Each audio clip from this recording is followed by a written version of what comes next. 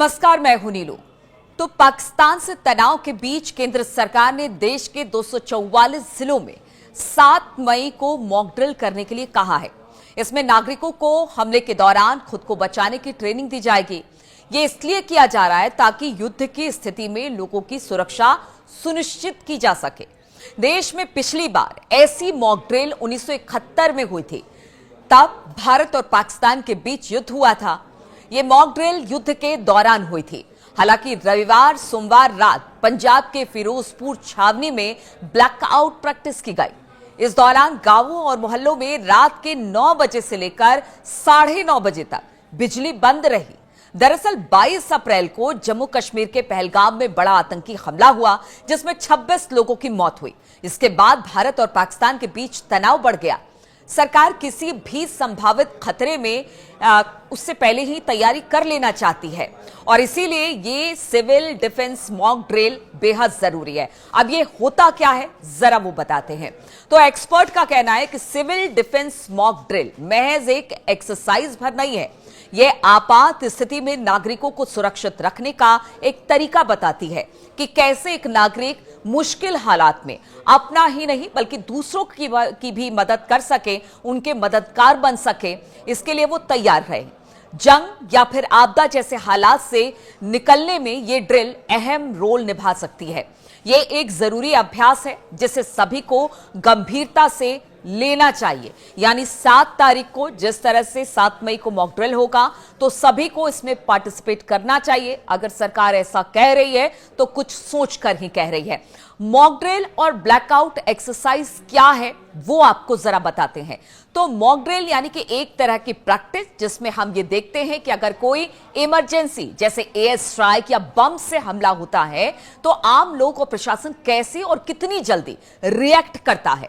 Blackout exercise का मतलब है कि एक तय समय के लिए पूरे इलाके की लाइट बंद कर देनी चाहिए।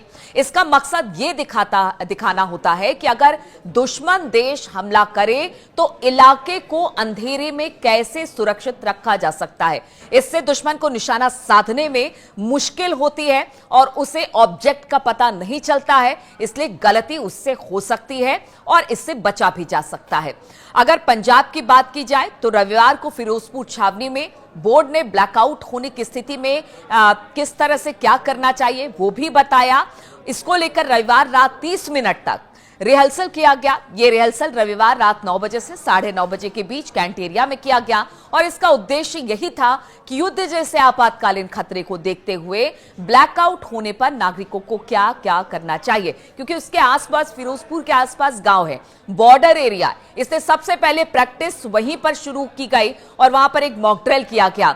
ब्रिटेन से लेकर अमेरिका तक कर चुके हैं ऐसी मॉक ड्रिल। ये भी हम आपको बता रहे हैं कि देखिए ये कोई पहली बार नहीं है। ब्रिटेन से लेकर अमेरिका तक इस तरह के मॉक ड्रिल हो चुके हैं।